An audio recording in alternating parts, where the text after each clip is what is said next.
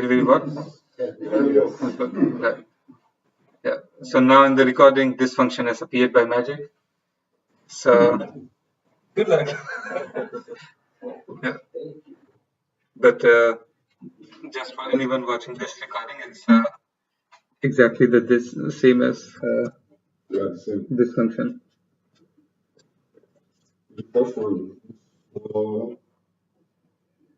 Why is this working this way? Yeah. Right. But that's the thing. Like I can do this because I understand it pretty well. And the fact is, like before JavaScript, teaching you guys JavaScript 3, I have not been using these promises. I've been using promises which work in a slightly different way before. But I've kind of like, understood this. It's just that I have understood, I have just so much more practice with the underlying concept of, handled hundreds, thousands of callbacks and, a lot of promises as well. So everything looks, reasonable to me. You'll get there if you practice that much. Not 15 years. You could get there in 15 days if you practice enough. This is very big.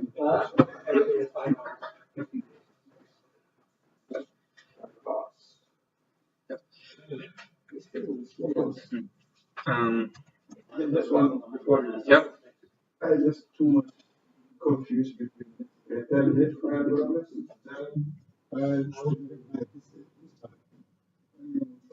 Which this one? Yeah. So you read the file. You return a promise of like when this file would be read, this promise will let you know. That's like very literally how this promise works. So you get that promise, you attach a then to it, right? And the then will give you the string of the file which is being read. So the string of the file first needs to be converted into JavaScript object. So you do that by JSON parse. The moment you convert it into a JavaScript object, it becomes like a list. So when you have a list, then you can do a map on it, right? And no, because otherwise it's just a string, so you cannot do that. Yeah. And then you're just making it a new contact, right, from the object. So like this part is more like a synchronous code going on here. There's, these things also take a little bit of time if you have thousands of records, but not so much time. Right. So now we'll move on to the lecture part of today. You guys now know like the basics of at least writing a Node program. That part you guys got it, right? You still have issues with the control flow, so we'll get to that. I will keep on giving you homework with promises till the moment you get it. So actually, I was talking last time about always when in the beginning, when I was just trying to figure out how I can handle JavaScript. Just when we started at Node, I started to feel comfortable with JavaScript because it's not easier. But now I feel Node is okay. There's lots of things going on, and I'm still coping with promises. Yeah. So hopefully, if you keep on this pressure, I will get there one day. The pressure will continue. The thing is like, okay, if you want to do front end with frameworks, like be it Angular or be it React, both of them implement promises or event listeners, which is kind of a more underlying thing of what handles what promise actually makes into magic. You like get like I think RxJS bundled with React projects mostly, and that is like pretty sophisticated event handling. So that's why I'm emphasizing this so much, because this is like control flow of like trying to keep the code really shallow, trying to handle chain events together. So this happens and that happens, combine the two things together and then take the third step. That is very fundamental in the JavaScript world. With some other programming languages, that's not really the case. Like if you do Python, like it's still mostly synchronous. You don't really work in threads so much. But in JavaScript, yes, you do. And that's what makes it like suitable for all the things which are being done. Like in the browser, you make a lot of requests at the same time. You try to get data from like several different API calls, load images for each thing that you're getting. All that needs to be controlled and managed well. Right? Or when you're writing a Node program, then we'll see the thing today that you'll be handling your program will be handling several requests at the same time. If it wasn't a asynchronous server, like you would hang up, you would do one thing at a time, and all the other people would just wait in a queue for their jobs to be finished. Which is no, you don't do things that way anymore. It was fine in the 80s, early 90s, like not now. Okay. So we will get started with two things today, which are quite important going forward because you would definitely be using these things in like almost any kind of Node program. Right? Callback. Callback. Yeah. Let me get a. Maybe we can continue from here, but let me.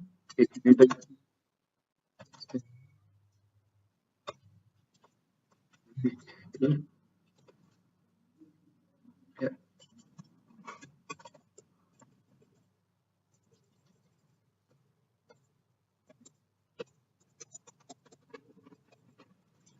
Okay, I was interested.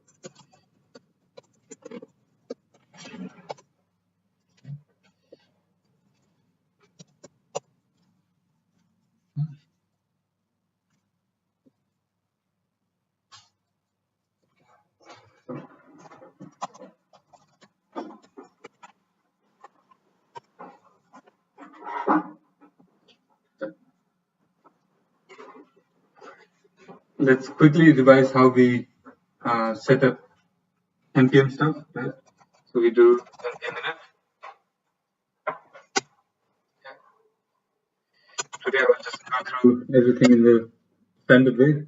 You see we got package JSON, right? Then we create a new file. Okay. Let's make it index.js. Okay, that's fine. We do a git init over there. Initialize empty git repository. Maybe you guys have been introduced, but like you can create a file called git ignore, which will ignore the things which you don't want in your git folder, your git repository. I'll just show you now. Let's copy over a little bit of code from the week1 folder. So let's just copy over contact list.js and contact.js. We'll just keep building upon this a little bit.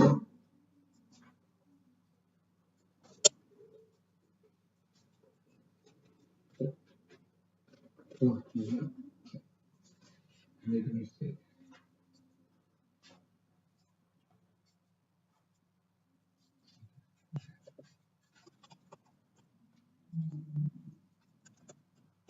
I unfortunately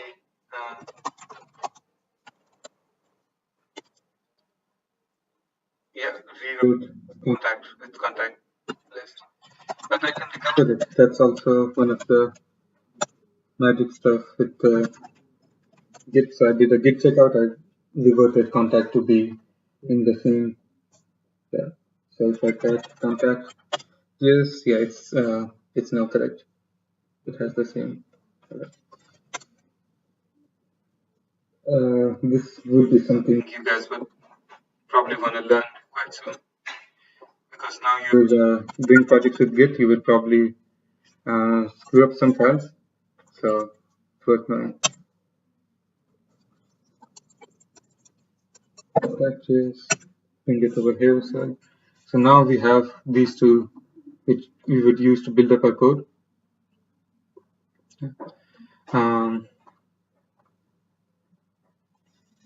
Yeah, maybe let's just also copy the over here.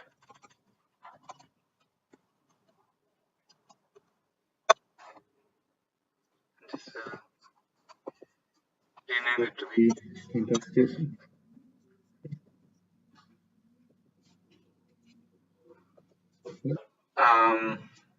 We will try and learn a new module today called the HTTP module. Right? And I'll just show you the documentation.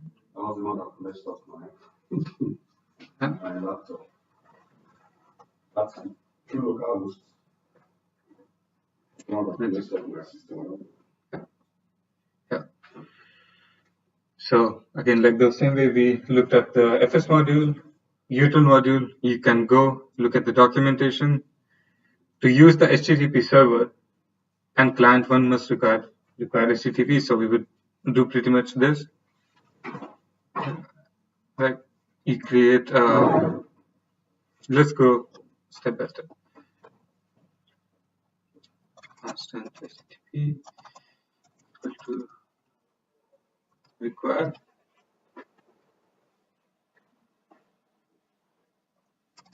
HTTP.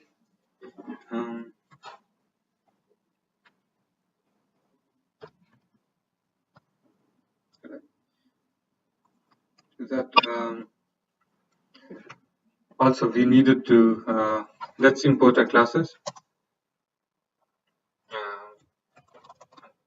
That equal to require, and how should I specify for this one?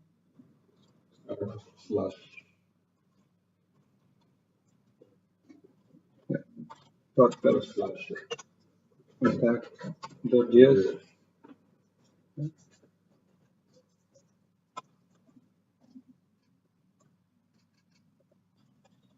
At least.js.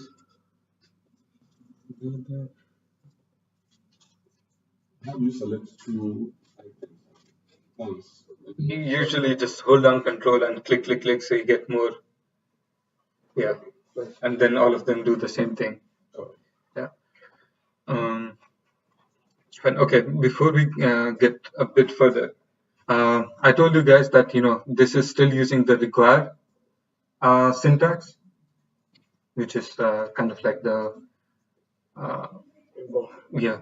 older syntax, which is particular to Node because Node started before ES6 published its import and export syntax.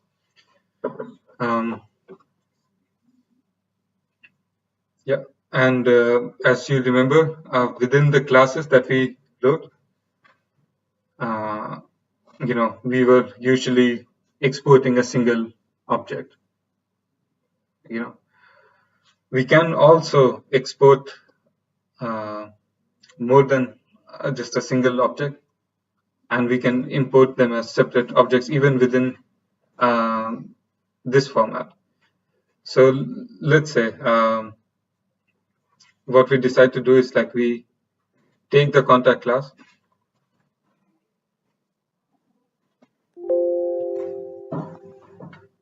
and we go into contact list, and we put this class over here. We could do that, like they're going to be used mostly together, so you could merge and make it like a single library. So let's say we're doing that, then we remove import, but we still want to import both contact and contact list, because you might do something, create a single contact over here, Yeah.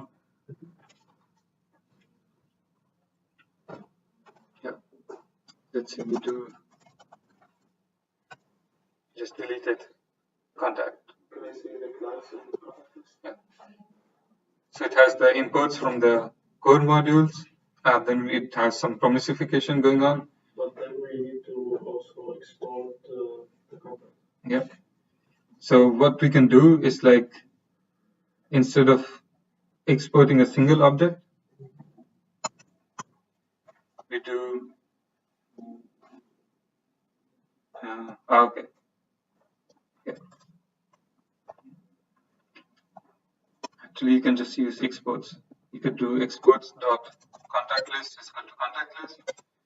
Exports dot contact is equal to contact.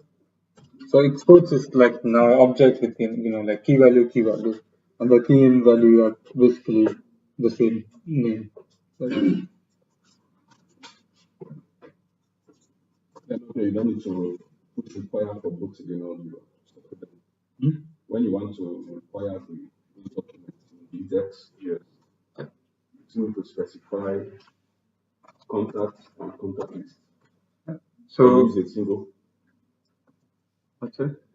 You can do a single require. Yeah. Single code Yeah. to require code. Yeah. So you could do something like constant contact is equal to library dot contact, and then the same for contact list as well.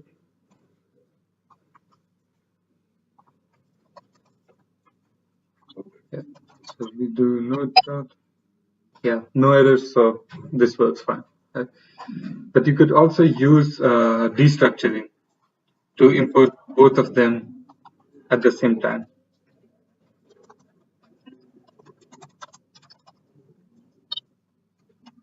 Do you guys know about this syntax? No.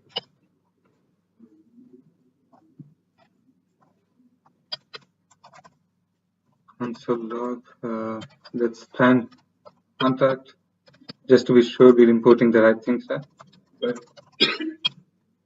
It will just show the body of the classes if you're doing things correctly.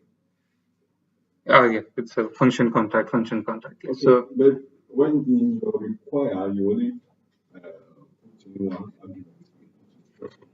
yeah, so Only one function. yeah, what this is doing here is exactly the same as doing the thing which we were doing before. Let's comment it out. We had a library instead. Basically, this single line is exactly the same as these three lines. The thing is, like, library is an object with these keys. So you can create like this is also new in ES6. So you create like a replica of the structure that you're getting on the right-hand side into the left-hand side. So you know that this object has contact and contact list keys. So expose those keys into the global scope, right? And like this sort of syntax, it then becomes like very similar to how you do imports in a lot of different languages. So, for example, in like Python, you usually do something like import x comma y from library, something like that. It becomes now, this starts to look similar. But the thing is now JavaScript also offers you the import syntax, and but Node is not ready for it.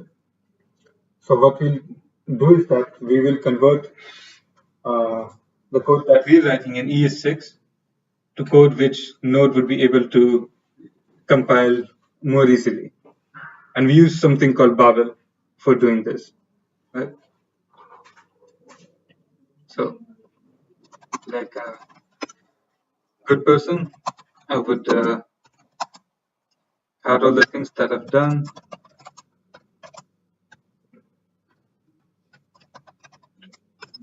Init project. I had a problem when I was trying to push my files. I used git commit without the N and took it to the Zoom. Node. Yeah. And I struggled with that for some time. That's how you learn. Then came back again. Yeah. So now you'll remember forever, I think. Yeah, I think Yeah. I'll go to, yeah. The way to exit is :WQ, or otherwise you close the window. Yeah. Probably for almost 30 minutes there. Yeah. When I came back. I did as well at I some think point. it was Zitish. Well, what was I doing? Zitish? It was the one that was able to help me out. Yeah. Well, so to understand about Babel, we will go to Babel's website. Okay. Yeah, Babel.io, Babeljs.io. Babel is a JavaScript compiler used next generation JavaScript today, which is what we want to do. Right? So, for example, if you use, it was showing you an example that if you use, arrow functions like this, it will convert it into very old JavaScript if need be. Like if you want to write ES6 code and then still make it run in Internet Explorer, you can use Babel for that. What we're gonna do is like a slightly smaller conversion is to Node. It supports arrow functions. We've seen it, but it doesn't support the import-export syntax. So Babel is gonna do that for us instead. So it tells you how to set things up.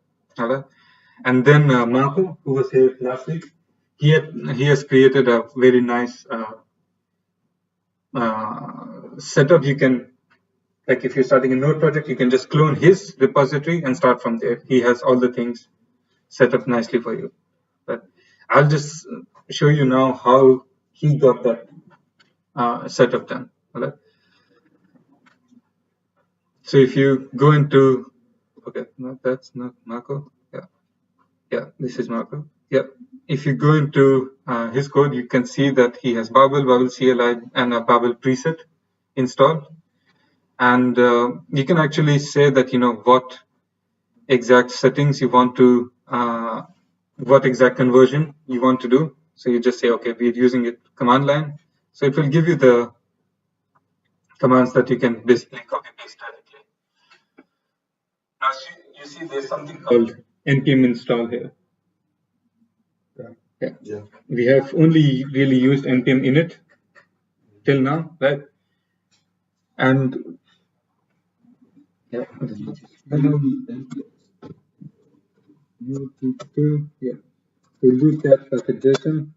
You'll see here that we don't have anything called dependencies or dev dependencies. We'll see that now. What do those things mean? So when you do npm install, you basically are taking somebody else's module, like, right now, the way we've written contact library, that's a module. That's a module written in a single file. So npm is Node Package Manager. It knows about all the modules which people have published using npm. They have names, and you just get them by doing npm install. Okay?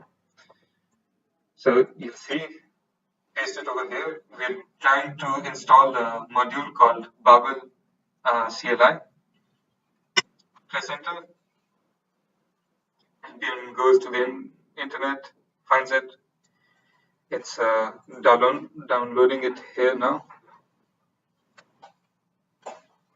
Yeah. Yeah, it's downloading it. You can see the status bar. Yeah. So, like you've used Brew on your computer, right? Yeah, Brew is basically package manager for OS X, and npm is package manager just for Node. You'll be using a lot of package managers quite soon. So, if you see packages in again now, you'll see that we got something called dev dependencies. And now Babel CLI is installed version 6.26, and it's listed over here. Right? So this basically means that now it's a part of your project.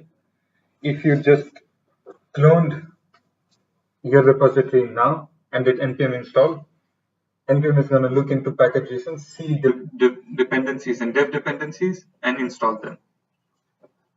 There's two things. One is called dependencies and one is called dev dependencies. And the difference between them is that dependencies are modules which you need to run the Node server in production. Like once you've developed it and you're deploying it to run on a server, you need it to run each and every time. And dev dependencies is only dependencies which you need when you're working on the project. So for example, Babel is a dev dependency because we don't need it to run the server. We just need it to convert our code into older code. And then once that older code is committed, you can just run that instead. Right? So which ones, like, if I understand very well now, I know there are some systems that may not all codes run on every system.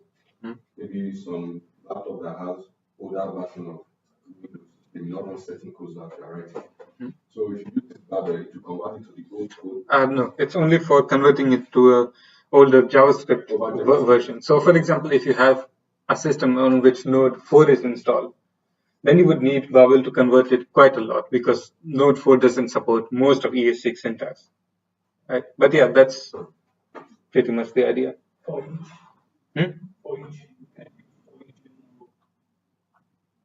Drop for each? Google says no, you can. Okay. Yeah. So you use a normal folder or you. Yeah.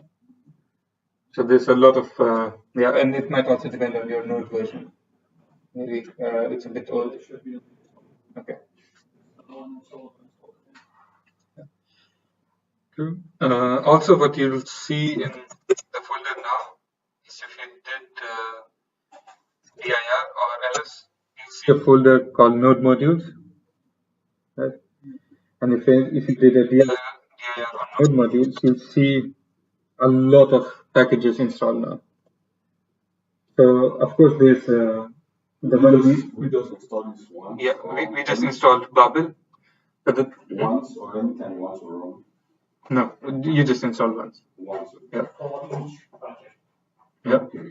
Yeah. You don't even install each dependency. You install all the dependencies once. And I'll show you how. So, but the thing is, like, we only install Babel CLI, but Babel CLI uses all these other Node modules. That's why it's installed all of these things. And look, like now you can understand why dealing with NPM is quite, elemental to working with Node. Because like if you develop a really sophisticated package, you're generally using a lot of other people's work instead of kind of implementing everything yourself and then maintaining it yourself. Yeah, but the thing is, like, we don't commit these changes into Git. We don't commit the Node folder into Git. So what we'll do is, like, if you do Git status now, you'll see the untagged called Node modules. So it hasn't really made it part of the project yet, but it is saying that, this is, probably should also be included. What you do for this problem is that you, are we in the, yeah, we're in the right place. Yeah. You create a new file, call it .git ignore, and then we just say that modules is something we want ignored. And git ignore is something which Git knows about automatically. It always checks when you ask any command of Git if there's a git ignore file. So if you do git status now, you'll see that Node modules has basically become invisible for us. It's like it doesn't even exist. But there's a new file called git ignore which we would rather commit now. You can also do git diff on package JSON to see the difference that happened. And it's only that the dev dependencies have been installed. Okay. Fine. I'm trying to get status and give me help. You're not in the right folder. No. All right. So we're almost there with Babel. So you see, like it's telling you, okay, the dev dependencies would be installed in your package JSON. We saw that has happened. We need to add some scripts. I'll just come back to it, and then we can run it. And then we need to add a file called .babelrc, in which you're telling what it project, what exactly you want Babel to do. So you say presets.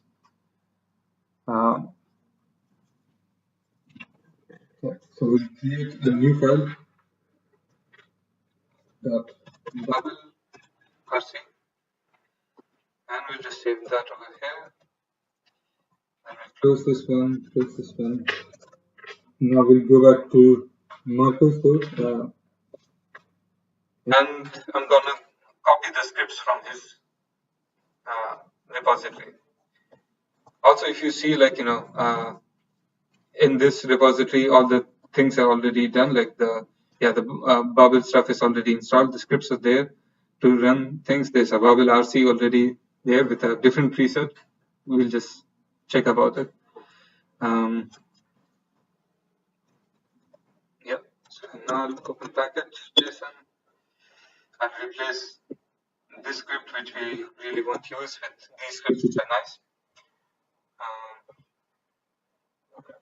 You can see that the things that Marco introduced was like, one is to start the project, and the thing is, usually we run index.js. That's the the main file, but it's gonna get changed. So we could also change it just here, just index.js. What we'll do now is that we'll create a folder called src, and we'll keep a code there. And then Babel will create a new folder called dist and convert the code which is there in src folder into the dist folder. Right? The way it will do it is that you give a command saying Babel, go look into src folder, and the destination is going to be a dist folder, and also generate source maps. Source maps is what helps your text editor figure out what is connected to what. Because the thing is, you're writing code in the src folder, it gets generated into the dist folder, but you want to also link the definition. Okay, this is defined there, this is defined there. You don't need to worry about that right now. Or we could also do a watch in which each time we make a change inside the src folder, it will go and regenerate the dist folder again. I know this is weird and complicated right now, but hold on, we'll get there. We'll get there. Yeah. Let's do clear. Let's do git status just to know what has happened. I'll make a commit for git ignore.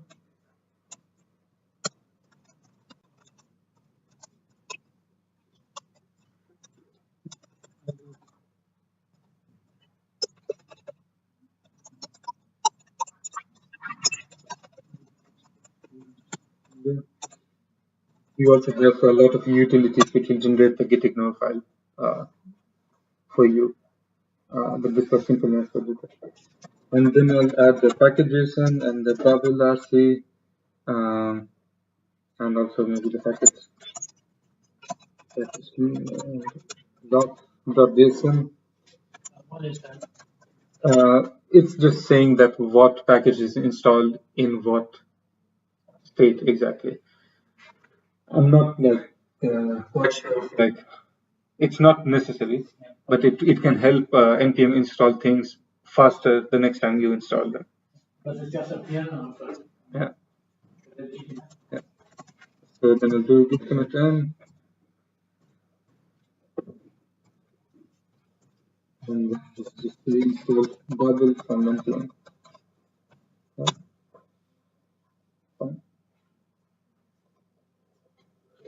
Now the thing is, the commands which are listed in the scripts folder, you can run them by doing npm run and then the name of the command. Right? So this is the name of the command and this is the actual command. It's a simple keyword system. Something after we have open something and check it out on the web. You don't want to put stuff in the dist folder all the time. The dist folder also lives on your computer. It's not set up straight on a remote or something. You need to use the command npm.build to I'll just show you. Just one thing we need to do is like close the index file. We need to create the src folder and move our index file into the src directory. Yeah. So now it's over here. Fine. Now we're ready. We'll do npm run build.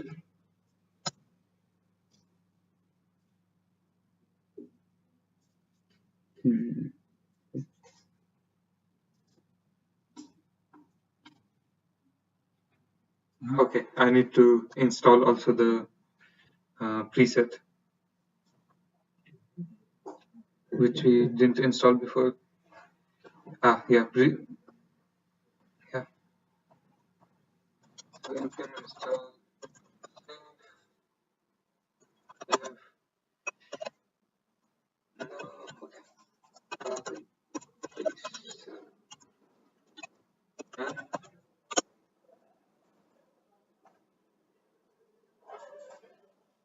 This is also gonna add it to a package.json with the save dev. If you don't do save dev or save, then the module would be installed, but it won't be mentioned in your package.json. So it can be quite tricky, because what will happen is that it will work fine on your computer because it's there. You put it to GitHub, somebody else copies it, they do npm install, it doesn't arrive on their computer, they try to run it, it doesn't work, and they don't understand, and you don't understand, and it's always at the save command. So this was only to install your not install your system, but how if you copy code to your system without wrong because you have it installed.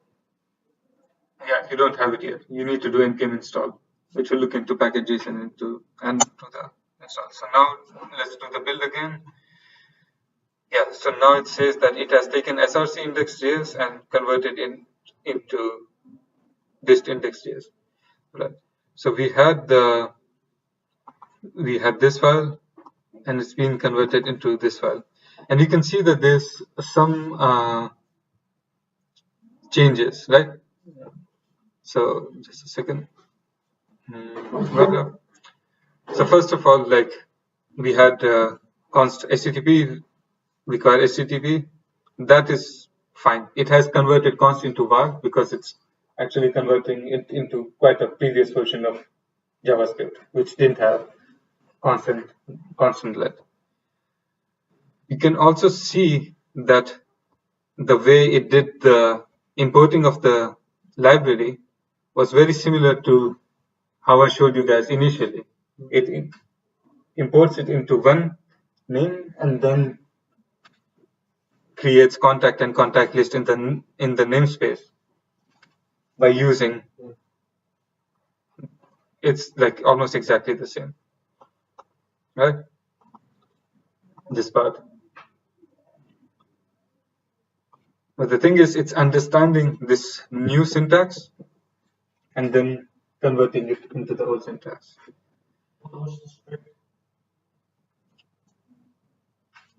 We'll go into that much later. Yeah. It will definitely arrive there, but by the time you do React, because I think you really need to know at that point. For now, we'll skim over it. Yeah. It's still there. We should be running now the dist index.js, and I'll show you why. So now if I run the, let's say I just run node src index, cannot find module contact list. Yeah, because the contact list also needs to go into the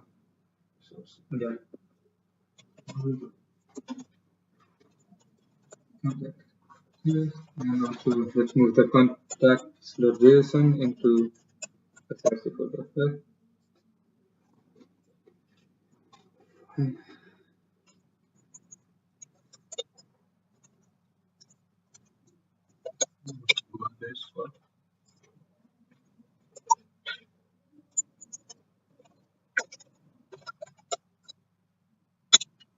Now they moved. Now we do the build again. So instead of build, if you do watch, then we don't have to do it again and again. It will run, it won't terminate, and if we say something, no, it will keep on updating. Yeah. So let's clear this. Let's do Node.js index this. So this runs because this is something which JavaScript understands fine. But if we were to do use the import syntax instead, so we have this. The syntax for import is like import star as HTTP from HTTP. That has already converted it. Right? Now, if you try to run the index.js, it breaks because it says unexpected token import because this version of Node does not understand import. But if we instead do node dot, which will now run the dist file, it runs because the syntax has been ported. And you might be wondering what is star here. Everything. Everything. Yeah. It will make more sense when you convert import contact list JS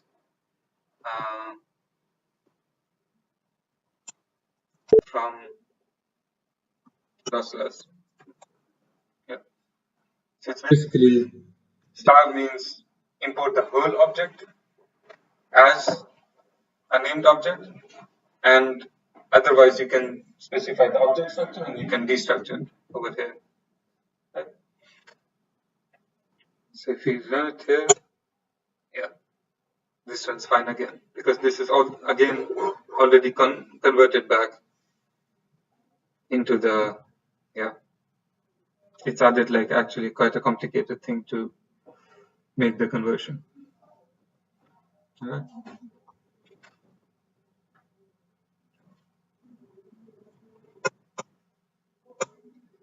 So you have gotten an idea of like what Babel does for us, right? Yeah. What's the difference between require and import?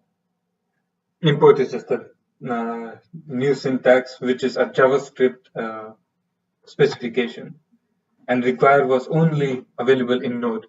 Okay. So Node guys had to invent require because they needed to connect files on your file system. Then import came along, which will work both in the browser and supposed to work. So it's better to write your code with import, and I think maybe later this year or something, the next version of Node would probably support import natively. Then you won't even need Babel in your project for just this thing. Right now, it's just doing this single thing. The also nice thing about import is that this syntax is very similar to how most of other object-oriented programming languages handle their imports. So especially, it's very similar to Python.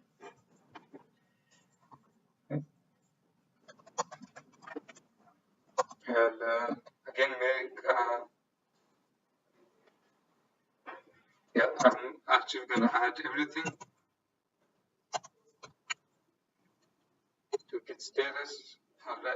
Yeah, you see that Git is also smart enough to understand that you just moved some files. So it doesn't say, okay, deleted this and created this, deleted this and created this. Which will really help you out when you trace your history back. Because then when Git knows that what file used to be where, then you can actually know that what change in this file, where did it originate, who made it at what point of time. The process is called git blame. So let's make a comment here.